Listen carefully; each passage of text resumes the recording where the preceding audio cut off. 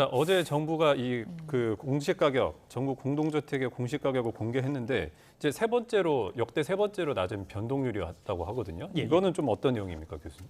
예. 지금 공시 가격을 어제 전국 1.52% 공동주택 공시 가격이 오른다고 했고요. 이것이 지금 역대 세 번째로 낮은 것이라고 얘기를 했는데요.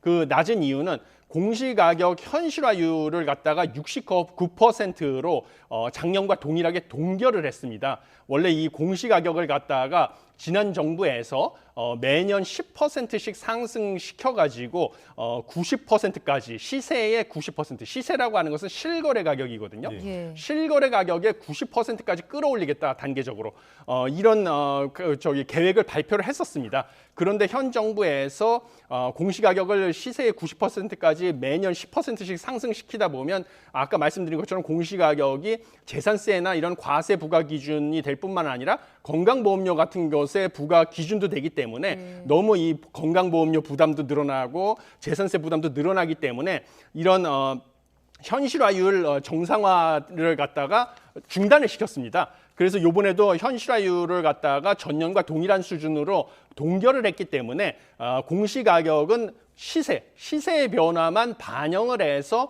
올해 1.52% 오른 것으로 결정이 됐습니다. 그런데 그러면 과연 부동산 시장이 침체됐다고 했는데도 불구하고 왜 공시가격이 올랐느냐 궁금해 하실 텐데요. 실제로 실거래가 지수 같은 경우는 상승을 했습니다. 즉 시세로 바탕으로 하는 실거래가 지수가 상승을 한 것인데요. 전국 아파트 실거래가 지수는 지난해 부동산원 자료에 따르면 3.64% 상승을 했고요. 그 다음에 서울 같은 경우는 실거래가 지수가 10.02% 전년 대비 상승을 했습니다. 그렇기 때문에 공시가격도 이것을 반영을 해서 상승을 한 것이고요.